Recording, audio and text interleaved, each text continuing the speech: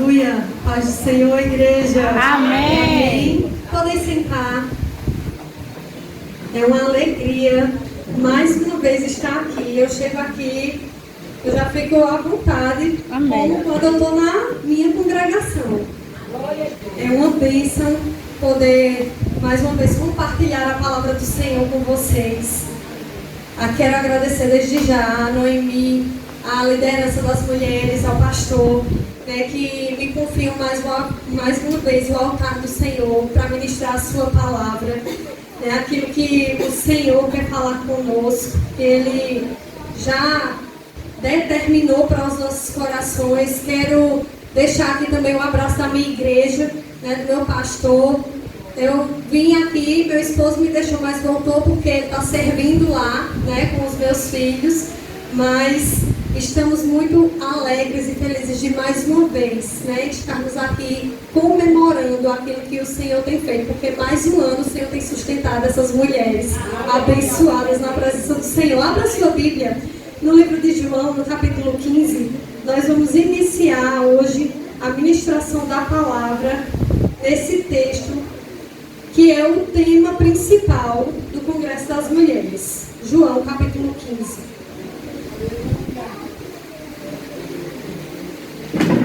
Sei que as irmãs já receberam muito da parte do Senhor, desde sexta-feira que têm sido ministradas. Começaram na sexta-feira com esse texto de João 15. Eu anotei todos os subtemas, irmãs. Depois as irmãs ouviram sobre Débora no livro de Juízes, depois sobre Esther no livro de Esther, e hoje nós vamos encerrar, iniciando em João e terminando em Atos dos Apóstolos, falando sobre uma mulher que Deus fez uma grande obra através da sua vida. No livro de João, capítulo 15, versículo 1, diz assim a palavra do Senhor: Eu sou a videira verdadeira, e meu Pai é o agricultor. Todo ramo que estando em mim não dá fruto, ele corta. E todo que dá fruto, ele poda, para que dê mais fruto ainda.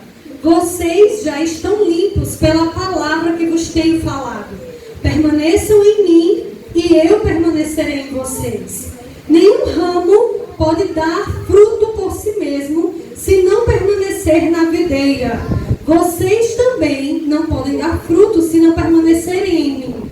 Eu sou a videira, vocês são os ramos. Se alguém permanecer em mim e eu nele, esse dará muito fruto, pois sem mim nada podeis fazer. O versículo 16, que é o tema principal do Congresso das Mulheres, diz assim: Vocês não me escolheram, a minha versão é NVI, tá?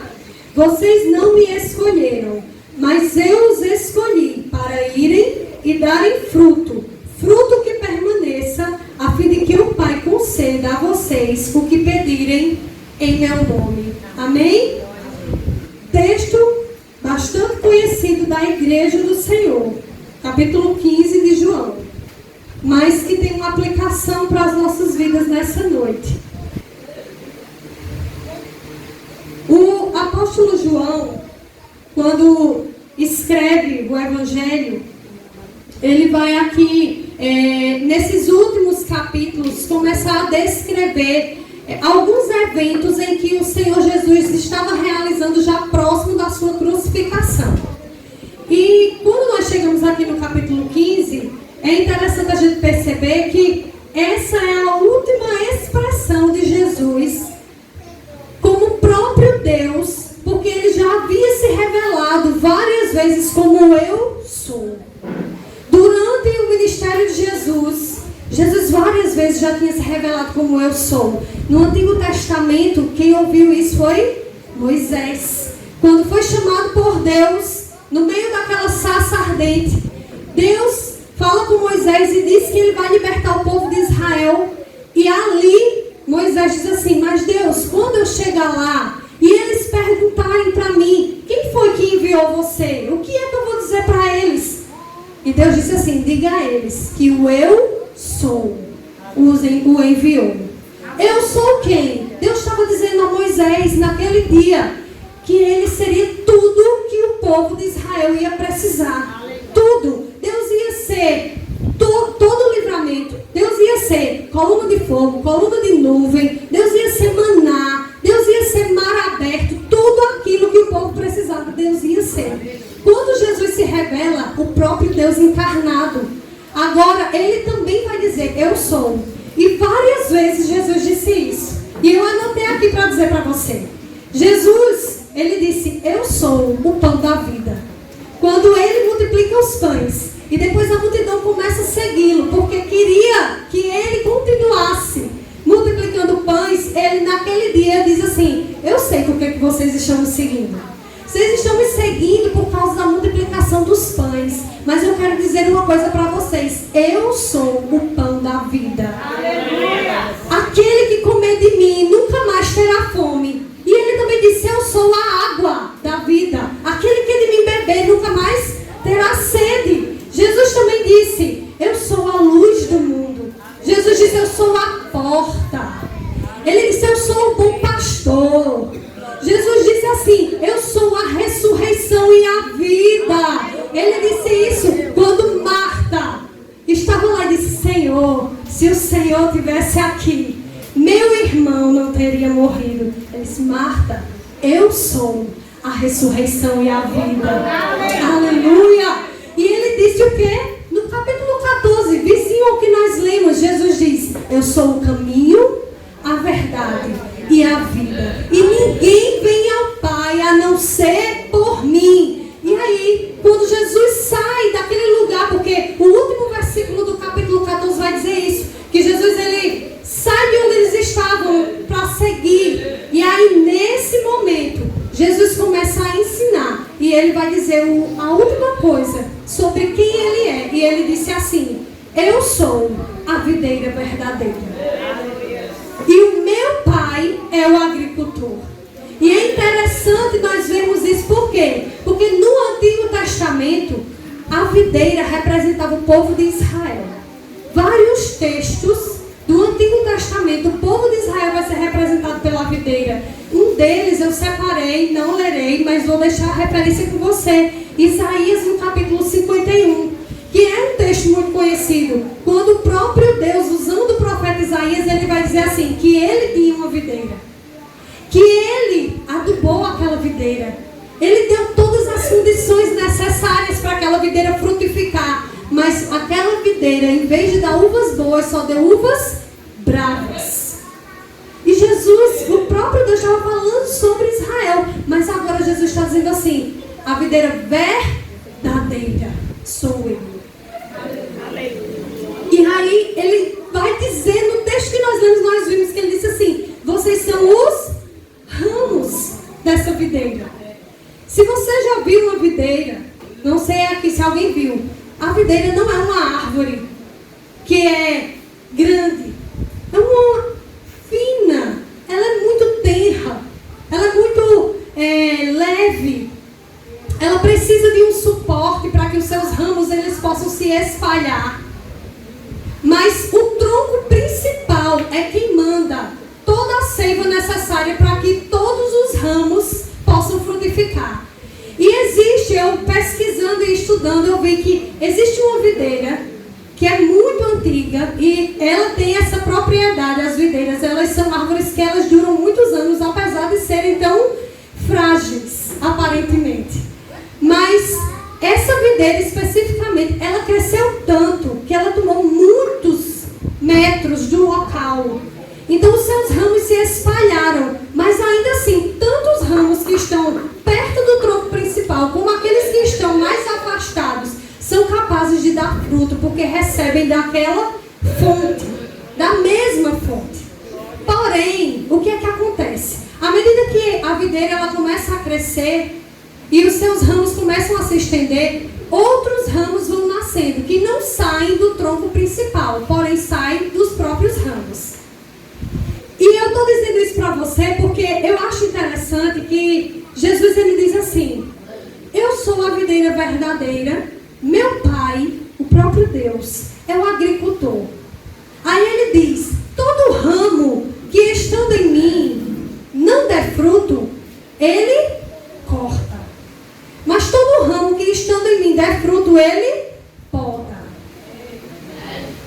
E aí você pode pensar, como é que nós estamos em Jesus e nós não damos frutos? Pode acontecer. E nós precisamos ter muito cuidado. Nós precisamos ser alimentados do tronco principal, da raiz verdadeira, que é o Senhor Jesus Cristo.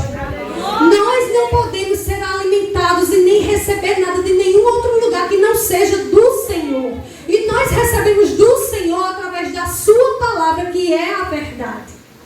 Então o Senhor, Ele começa para nós, para mim e para você, trazendo uma orientação necessária. Nós somos chamados para frutificar. Porque a videira, ela não tem nenhuma outra finalidade. A videira não dá lenha. A videira não tem madeira para fazer móveis. A videira, ela só serve para frutificar. Então, se nós estamos inseridos na videira e não estamos frutificando, isso é muito perigoso. Porque o pai disse assim, se o ramo está na videira, mas não está dando fruto, ele corta. Então, analise a sua vida. Você que foi chamada, escolhida, enxertada na videira verdadeira, que é Cristo Jesus. Nós estamos dando frutos. E Jesus diz mais.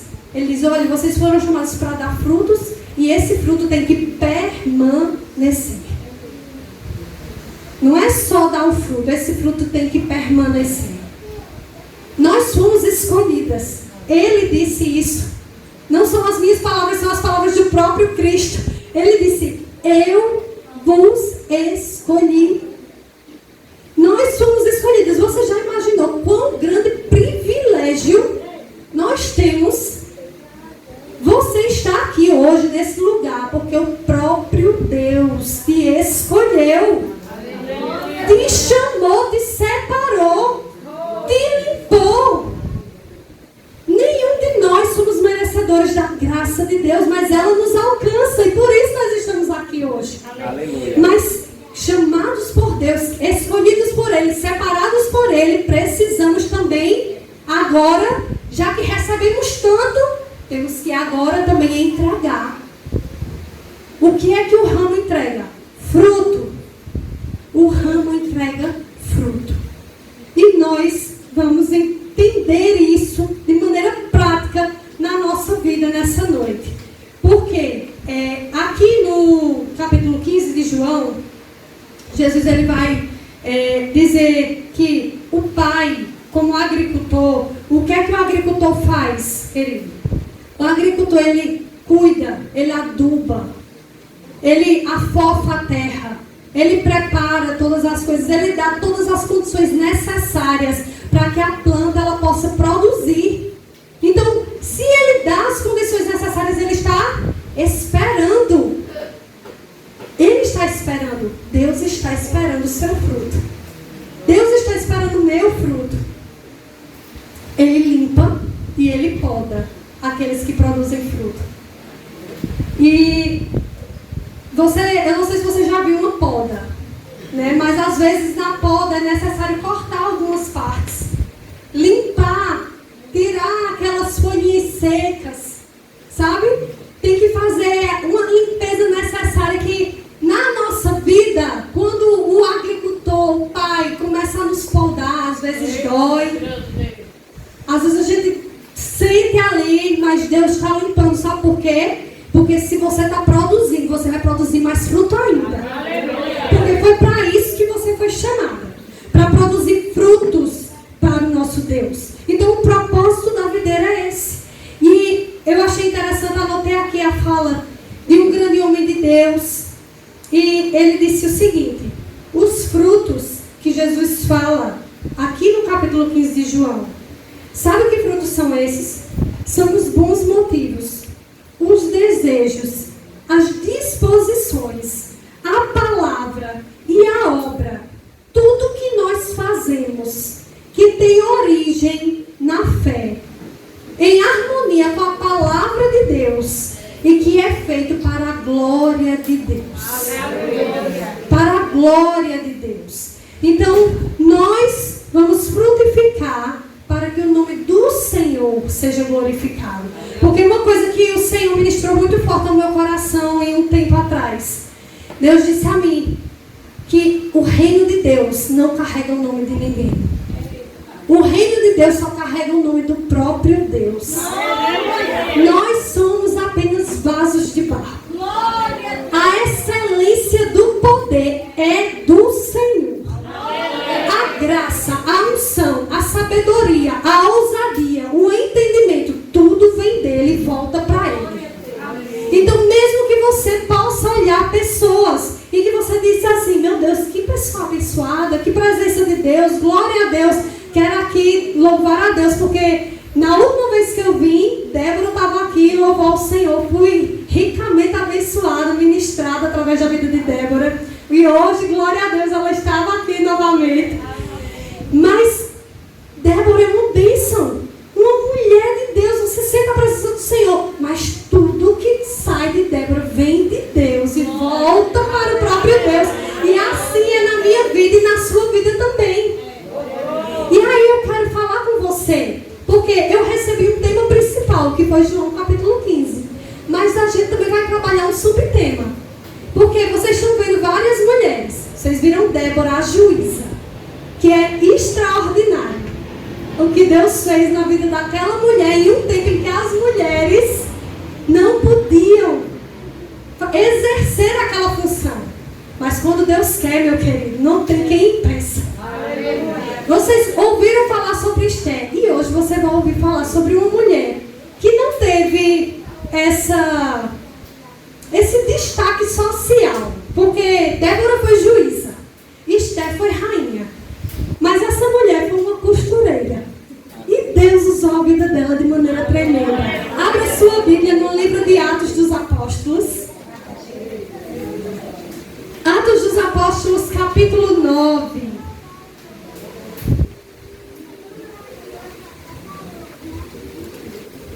Olha só o que é sermos escolhidas para frutificar. Essa mulher deu muito fruto para a glória de Deus. Atos dos Apóstolos, capítulo 9. A partir do versículo 36, diz assim a palavra do Senhor. E em Jope havia uma discípula chamada Tabita, que no grego é Dorcas, e que se dedicava a praticar boas obras e dar esmolas. E naqueles dias ela ficou doente e morreu. E seu corpo foi lavado e colocado num quarto do andar superior. Lida ficava perto de Jope. Quando os discípulos ouviram falar que Pedro estava lá, mandaram-lhe 2 homens dizer-lhes, não se demorem em vir até nós. E Pedro foi ter com eles, e quando chegou, foi levado para o quarto do andar superior. E todas as viúvas o rodeavam, chorando e mostrando-lhes os vestidos e outras roupas que Dorcas tinha feito quando ainda estava com elas. E Pedro mandou que todos saíssem do quarto. E depois ajoelhou-se e orou. E voltando-se para a mulher morta, disse, Tabita, levante-se. Ela abriu os olhos e vendo Pedro, sentou-se. E tomando-a pela mão, ajudou-a a pôr-se em pé. E então, chamando os santos e as viúvas, apresentou-a viva. Este fato se tornou conhecido em toda a cidade de Jope. E muitos creram no Senhor. E Pedro ficou em Jope durante algum tempo com um curtidor de couro chamado Simão. Eu achei extraordinário a junção do tema com o subtema de hoje. Porque na hora eu disse, Senhor, o que o Senhor quer falar conosco? E o que o Senhor quer dizer? Como juntar as duas histórias? Como juntar a videira verdadeira e o Senhor nos escolher com a história de Dorcas? Mas elas têm tudo a ver. Porque Dorcas foi escolhida para dar frutos e ela deu. Frutos para a glória de Deus. E a gente vai ver, eu vou abrir, eu não sei, Luciana, tua versão é atualizada?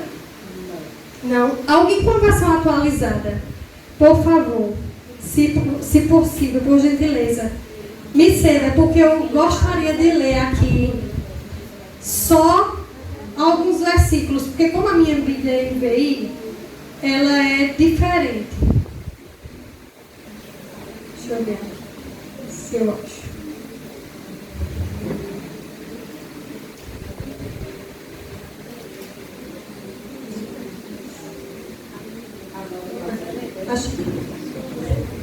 Achei. Diz assim, na atualizada.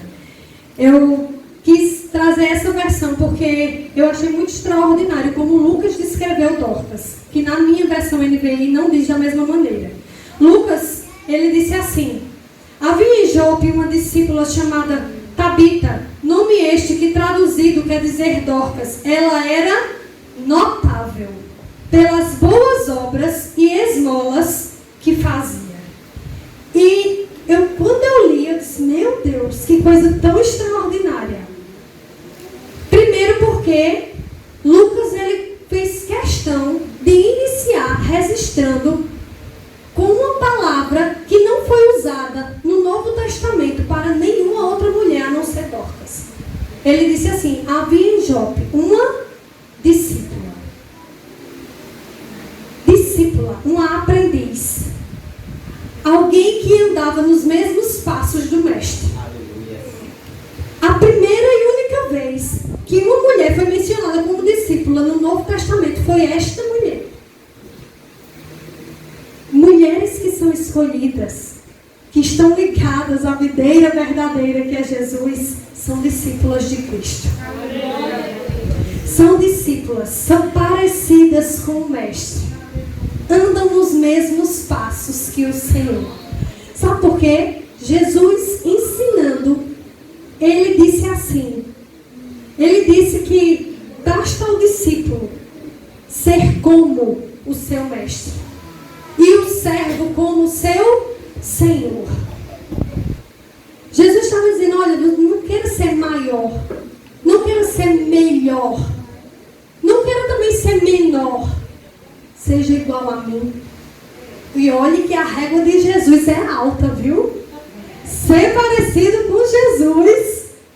Mas é possível. Porque se ele disse isso para nós, é porque é possível. Então, Jesus, ele começa dizendo assim, olha, seja meu discípulo. Olhe para mim, ande como eu andei. Nas mesmas pisadas que eu. E aí, essa mulher, ela era, assim, uma mulher, no seu tempo e na sua cidade, tão parecida com aquilo que Jesus havia deixado, que Lucas diz assim, havia uma discípula. Alguém que andava como mestre, parecida com ele. Era Dorcas. Ela refletia Cristo, a ponto de ser identificada como discípula do Senhor. Será que as nossas palavras, será que as nossas atitudes, que as nossas intenções, que a maneira como a gente vive, faz com que as pessoas olhem para nós e nos identifiquem como discípulos de Cristo? Porque não foi Dorcas que disse, olha, eu sou discípula de Jesus. Foi Lucas escrevendo sobre ela. Eles olhavam para ela e viam na vida dela que ela parecia com o mestre. Então as pessoas precisam olhar para nós e também ver que nós parecemos com o mestre. Para que de fato nós possamos ser como seus discípulos. Não é eu dizer eu sou discípula de Jesus, é as pessoas olhando as minhas atitudes e as minhas palavras e a maneira como eu vivo. Identificarem Jesus na nossa vida. Muitas vezes sem nem precisar falar, porque às vezes só a sua conduta e a maneira, quando você chega, a pessoa já sabe. Certa vez eu trabalhava numa clínica odontológica e eu trabalhava na recepção daquela clínica. E havia naquele lugar uma das dentistas que trabalhavam lá, e desde quando eu entrei, ela não gostou de mim. Mas eu trabalhava, eu passava, falava, cumprimentava. Ela não trabalhava no mesmo andar que eu, mas a gente sempre se via. E certa vez eu saí para almoçar e quando eu voltei, que eu abri a porta do andar que eu trabalhava, ela estava sentada na cadeira com a doutora que eu trabalhava. E na hora que eu abri a porta, que eu entrei, ela olhou para mim e disse assim, tu é crente, não é? Eu disse, sou. Ela ela disse, eu não disse? Eu sabia. Mas eu nunca cheguei na banca dizendo, gente, eu sou evangélica. Mas aquela mulher, ela conseguiu enxergar. E eu disse, meu Deus, da mesma maneira que alguém consegue olhar para a nossa vida e enxergar que nós pertencemos ao Senhor, também estão nos observando quando a nossa conduta não condiz com a palavra de Deus. E isso pode envergonhar o Evangelho. Não é o meu nome que é envergonhado, é o nome do nosso Deus que é envergonhado. Pela maneira como nós nos comportamos, pelas palavras que nós proferimos. Então nós precisamos agora sondar a nossa vida, porque as pessoas precisam olhar para nós e ver Cristo em nós. Paulo disse assim, que a igreja, os santos, os chamados, os escolhidos, eles devem ser como cartas vivas. As pessoas vão ler a sua vida, olhar a sua conduta. Não envergonhe o Evangelho, meu querido. O Senhor te ama tanto. O Senhor te escolheu. O Senhor te chamou. Cuida de você. Então, que a sua vida possa agradar o Senhor. E aí, o texto, Lucas dizendo aqui, na versão atualizada, Lucas disse, uma discípula chamada Tabita. Mas depois, Lucas disse algo que me chamou a atenção. Porque Lucas disse assim, era ela notável. Ela não era só discípula. Ela não era só parecida com Jesus. Ela era notável. O que é algo notável?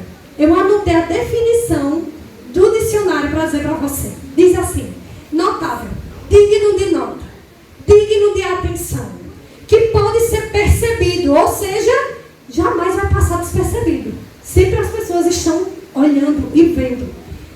Apreciável. É bom de se ver, é bom de se olhar. Admirável. Extraordinário. Lucas disse, era ela notável. Aleluia. Notável. E aí eu me perguntei, eu digo, mas o que foi? O que era que Dorcas fazia? E qual era a posição que Dorcas tinha para que Lucas dissesse que Dorcas era notável? Porque as irmãs ouviram aqui falar sobre Débora. Uma mulher que foi juíza. Meu Deus, diante dos olhos da sociedade, top. Eita, meu amigo, a mulher juíza, profetiza. E isso era extraordinário. Extraordinário pelo tempo que Débora viveu, mas também extraordinário porque foi o próprio Deus que conferiu esses títulos a Débora. Débora não foi chamada e não fez nada por ela mesma, mas Débora foi chamada pelo próprio Deus. E é admirável como Débora foi corajosa naquela época em que ela viveu. E aí eu anotei aqui para falar com você, porque falando de Débora, todos os olhos se voltam para a posição social que Débora ocupava. Todos os olhos se voltam para a posição ministerial que Débora ocupava. Ela era uma profetisa. Todas as pessoas, quando queriam ouvir o Senhor, procuravam Débora. Todas as pessoas de Israel, quando tinham uma causa, procuravam Débora. Então, os olhos se voltavam para ela, pela posição que ela exercia. Mas, como eu disse para você, ela foi chamada naquele tempo para cumprir um propósito, e ela cumpriu. Depois as irmãs ouviram falar sobre uma moça que na juventude, na infância, na verdade, era uma menina órfã. Perdeu o pai e a mãe, foi criada pelo primo. Não tinha nenhuma perspectiva de que pudesse ser algo que as pessoas pudessem olhar para ela e dizer assim, nossa, mas Deus, Ele é extraordinário. E Deus, Ele gosta. Deus, Ele gosta de pegar justamente aquilo que é improvável. Sabe por quê? Porque a glória tem que ser dele. Então, assim, Ele não pega quem já está para dizer assim, olha, fui eu que fiz. Fui eu que conquistei. Não, Ele pega aquele que ninguém dá nada. E Ele levanta para dizer assim, foi Deus que fez. Foi Deus Deus que colocou ali naquele lugar. E foi isso que Deus fez com Esther. Deus pega Esther. A rainha Vasti, nós conhecemos a história, não vou me delongar nisso. Mas a rainha Vasti foi chamada pelo rei para se apresentar. Depois que o rei estava dando aquela festa de tantos dias, e Vasti se recusa a ir. E como nós conhecemos a história, Vasti foi deposta. E outra rainha precisava ser colocada no lugar de Vasti. Mas eu achei uma coisa interessante, e eu pontuei para falar para vocês. Porque uma coisa me chama a atenção na história de Esther. O rei precisava de uma rainha, porque a rainha havia sido deposta. Mas o rei Assuero, ele não precisava apenas de uma rainha, ele precisava de uma esposa. Porque Vasti não era apenas a posição que as pessoas viam, ela era esposa do rei. Então Esther, ela foi chamada para ser rainha, porém para ser esposa. E por que eu estou dizendo isso? Porque quando a rainha Vasti vai ser deposta, os conselheiros, eles vão falar assim para o rei Assuero. Isso está registrado em Esther, no capítulo 1 e no versículo 17. Eles dizem: porque a notícia do que fez a rainha chegará a todas as mulheres, de modo que desprezarão seu marido, quando ouvirem dizer que o rei mandou chamar e que introduzissem a sua presença a rainha, porém ela não foi. Quando os conselheiros foram falar com o rei, eles não disseram assim: olha, tem que depor a rainha Vasti, porque ela foi submissa. E as pessoas vão olhar e vão dizer: a rainha foi submissa ao rei e por isso ela foi deposta. Não. Eles disseram: olha, quando as mulheres do reino ouvirem o que a rainha Vasti fez, elas vão fazer o quê? Ele disse: de modo que desprezarão os seus maridos.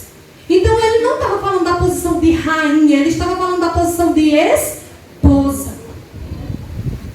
E aí Deus levanta Esther, porque Deus tinha um propósito e uma finalidade de salvar o seu povo. Porque a gente só vê agora, mas Deus já está vendo lá na frente. Esther nem sonhava o decreto que ia sair, mas Deus levantou Esther, porque Deus já sabia do decreto e já sabia que Esther ia entrar na presença do rei. Então quando Esther chega lá, eu fiquei pensando, meu Deus, que coisa extraordinária. Esther vai, recebe a notícia. Primeiro ela diz assim: não posso ir, porque quem entra na presença morre, se não for chamado. Depois ela diz assim: não, vamos orar e jejuar. 3 dias, todo mundo, ninguém come, ninguém bebe. Então Esther foi buscar a Deus. Qual era a direção, o que era que ela devia fazer? E depois disso Esther diz assim: eu vou. Se perecer, pereci. E Esther vai. Só que quando Esther chega na presença do rei, o rei faz o quê? Estende o cetro. Porque era isso que ele fazia para pessoas que chegavam na sua presença. Se ele estendesse o cetro, a pessoa vivia. Se não, morria. Ele estende o cetro. Mas quando ele estende o cetro, ele faz uma pergunta para Esther. E aí ele diz assim: rainha Esther, qual é o teu pedido? Até a metade do reino te será dado. E deixa eu dizer uma coisa para você. Quando o Assuero disse isso a Esther, ele não estava falando porque Esther era a rainha, não. Quando ele disse assim: até a metade do reino te será dado, ele estava falando pela conduta de Esther. Porque Esther era como esposa, como mulher. Ele disse: olha, eu te dou até a metade do meu reino. Minha gente, olha que ela tinha, como é que a gente pode dizer? Prestígio diante do rei. Para o rei chegar para ele e dizer: peça o que você quiser, até a metade do reino eu vou te dar se você me pedir. Agora Esther foi sábia. Esther foi sábia, sabe por quê? Quando Esther chegou lá e o rei disse isso, Esther não saiu despejando no rei, não. Olha, tem um decreto e aconteceu isso. Então, não. Esther disse: olha, eu preparei um banquete. Eu quero que você venha para o banquete com Amã. O rei vai para o banquete. chega no banquete, come, passa o tempo no banquete. Aí Esther não fala. Esther diz, não, venham amanhã, eu preparei outro banquete. E eu fiquei pensando, meu Deus, a sabedoria que vem de Deus para falar na hora certa. Para falar no momento exato. Se Esther tivesse falado antes da hora, talvez o rei não tivesse atendido o seu pedido. Mas quem deu a graça, a sabedoria e a estratégia? Deus, porque ela foi buscar nele. Ela foi buscar nele, ela foi orar e jejuar. Ela consagrou a vida para que Deus pudesse mover todas as coisas e ela pudesse ter êxito. Então, na nossa vida também é da mesma forma. A sociedade, ela olha para a posição que nós ocupamos, mas não é isso que Deus está olhando para nós. Deus, quando Samuel vai ungir Davi, e veio os filhos de Jessé, o primeiro filho, alto, bonito, forte, Samuel olhou e disse assim, é esse, tenho certeza, é esse o escolhido. Deus disse, Samuel, não olhe para a aparência, porque o homem vê a aparência, o exterior, mas eu vejo o coração. Então nós precisamos ser essas mulheres, esses homens, esses servos de Deus, que vão buscar o Senhor. Então a sociedade normalmente vai dizer assim, Débora era juíza, Esther era rainha. Vai olhar para a posição, talvez sobre a sua vida e a minha vida da mesma maneira. As pessoas perguntam assim, o que é que você faz? Porque elas querem nos rotular pelas coisas que nós fazemos. O que é que você faz? O que é que você tem? Deus não. Deus quer saber quem você é. E aí, eu volto para a pergunta inicial. O que é que Dorcas tinha? Como era a posição de Dorcas? E o que era que ela fazia para ser uma mulher notável? E eu quero lhe responder nessa noite. Porque o próprio texto diz. O versículo 36 diz, era ela notável pelas boas obras que fazia e pelas esmolas que ela dava. Gente, isso aos olhos da sociedade é uma coisa muito vã que as pessoas nem consideram. Veja como a maneira como Deus enxerga é totalmente diferente. Então eu quero dizer para você, se enxergue da maneira que Deus te vê. E não como o homem te vê. E não como as pessoas te rotulam, mas como Deus diz que você é. Aí Dorcas, ela costurava. Gente, ela era notável porque ela costurava. E ela pegava essa roupa que ela costurava e dava. Vestia quem tinha necessidade. A gente leu que Dorcas morava em Jope. Jope era uma cidade costeira. E havia muitas viúvas nessa cidade. Por quê? Porque os homens iam para o mar e eles não voltavam para casa. E aquelas mulheres ficavam viúvas. E o que era uma viúva naquela época? Uma mulher desamparada, que tinha que ser cuidada pelas outras pessoas, que quando não tinha um filho que cuidasse dela, ou um pai que cuidasse dela, ficava à mercê do cuidado da comunidade, para sobreviver. Ela dependia para comer, ela dependia para se vestir. Aí Deus levanta uma mulher que olha a necessidade do outro. Ela não estava preocupada com ela. Tenho esse tanto de viúva aí, eu vou fazer minhas coisas. Não, ela olhou a necessidade. Ela disse, o que eu sei pode ser simples. Pode até parecer pouco. Mas eu vou fazer. É o meu fruto. É aquilo que Deus colocou na minha mão. Qual foi a habilidade que o Senhor te deu? Não despreze. Não despreze aquilo que Deus lhe deu. Talvez você diz assim, mas é tão pequeno, é tão simples, nem faz diferença. As pessoas nem olham, as pessoas nem vão notar. Eu quero dizer para você, você não depende de que ninguém lhe note, porque o próprio Deus está lhe vendo. Foi isso que aconteceu com Dorcas. Quem viu Dorcas foi Deus. Porque quando o Senhor deixa registrado na sua palavra, a palavra foi escrita, é inspirada, é a palavra do próprio Deus. Deus queria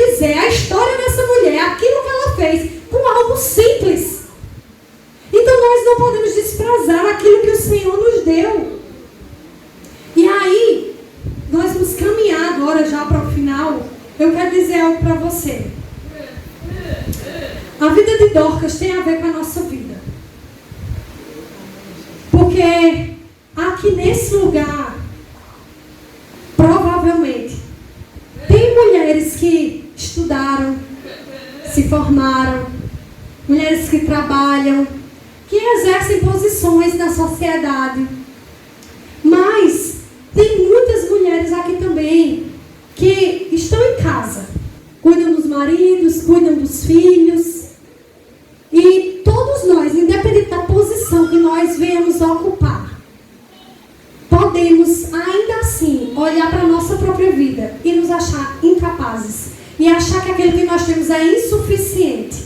E eu quero dizer para você que o seu pouco é o suficiente para Deus fazer aquilo que Ele quer. Deus não precisa que seja muito. Deus precisa que você entregue aquilo que Ele mesmo já te deu. Porque foi isso que Dorcas fez. Ela pegou a habilidade que ela tinha de costurar para abençoar aquelas mulheres que não tinha ninguém por elas. E aí, olha só que coisa extraordinária. Quando Dorcas adoece, Dorcas morre. Dorcas adoeceu e morreu. E eu fiquei meditando, eu disse, meu Deus, ficou registrado. Dorcas era discípula, era notável, uma mulher extraordinária, mas ainda assim adoeceu e morreu. Porque mesmo que nós sejamos fiéis ao Senhor, não estaremos livres das adversidades da vida. Você pode e deve andar em obediência, andar em fidelidade, se deixar ser usado por Deus, mas ainda assim isso não te coloca numa redoma e impede que você sofra as tempestades da vida. Dorcas adoeceu e morreu. E quando Dorcas morreu, as mulheres que Dorcas cuidava lavaram o corpo de Dorcas, cuidaram de Dorcas, mas elas não disseram assim não, vamos ajeitar Dorcas aqui, vamos enterrar Dorcas. Elas disse, não, limpa Dorcas, ajeita Dorcas, traz Dorcas para o cenáculo. Gente, por que eles pegaram uma mulher que tinha morrido e levaram para o cenáculo em vez de enterrar? Porque eles sabiam que Pedro estava perto. Aí ele disse, manda chamar Pedro. Chama Pedro lá e diga a ele que venha ligeiro. Pedro vai. Quando chega lá, a Bíblia diz que aquelas mulheres rodeiam Pedro chorando, com os vestidos na mão. Olha o que era que ela fazia por nós. Olha como a gente era abençoado pela vida dela. Olha o zelo. Olha a vida dessa mulher. Olha os frutos dela aqui. Aí a Bíblia diz que Pedro diz assim, sai todo mundo. Pedro fica sozinho com Dorcas. Isso também nos ensina algo. Porque nós vivemos em uma época em que as pessoas elas querem os holofotes todos para elas. E se é para fazer, se é para acontecer milagre ou qualquer coisa extraordinária, mais ainda, venha, todo mundo vê que Deus está usando a minha vida aqui. Pedro disse assim, sai todo mundo daqui. Eu vou ficar sozinho com ela. Pedro se ajoelha e ora. Por quê? Porque a glória de Deus, não foi Pedro que ressuscitou Dorcas, foi o próprio Jesus. Aí Pedro ora, e quando Pedro ora, Pedro diz assim, Tabita, levante-se. Ele dá uma ordem. Ele não duvidou não, ele disse, vou orar aqui, será que ela vai se levantar? Não. Ele orou e disse, se levante. Ela se levantou. E saiu com ele. E ele chegou lá fora com ela. E aquelas pessoas viram, só que sabe o que é extraordinário? Quando o ramo dá fruto, o pai limpa e poda para que ele dê mais fruto ainda. Aí Dorcas se levanta e sai. E quando Dorcas sai, a Bíblia diz assim, e a cidade inteira ficou sabendo do que tinha acontecido. E muitos creram no Senhor. Não era somente mais as viúvas, mas agora uma cidade inteira estava sendo impactada pela vida de uma mulher simples, com uma habilidade simples, que talvez ninguém desse nada por ela, mas ela entregou ao Senhor, e o Senhor fez aquela mulher dar muito fruto para a glória do nome dEle. Então é isso que o Senhor quer fazer comigo e com você. Então não ache que aquilo que Deus te deu é pequeno, é pouco, é simples. Porque aquilo que Deus te deu é o suficiente para Ele fazer algo extraordinário. E eu quero dizer uma coisa aqui.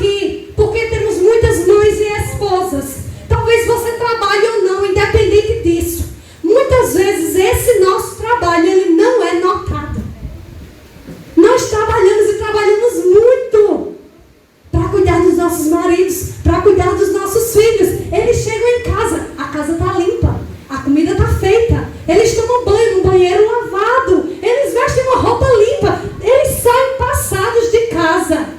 E às vezes as pessoas olham e até admiram. Olha só, fulaninho como anda bem arrumado, como anda bem passado, como anda bem lavado. Mas foi a esposa que trabalhou, que fez. Mas a gente praticamente assim, é muito difícil a mulher ser elogiada por isso. Até porque isso é tão comum para os nossos maridos e os nossos filhos. Eles entram, eles saem, eles deixam lá e a gente está lá organizando e fazendo.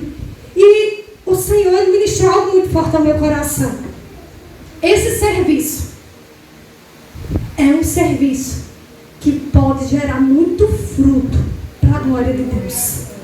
Se eu e você, como mães e como esposas, cumprirmos o nosso papel dentro da nossa casa, na simplicidade da nossa rotina diária, quando você estiver lavando seus pratos, varrendo sua casa, adore o Senhor, clame ao Senhor, apresente sua casa, apresente seus filhos, apresente seu marido a Deus. Sabe por quê? Porque Deus nos deu uma grande responsabilidade e um grande privilégio. A próxima geração vai sair de dentro da minha casa e da sua casa. Aleluia.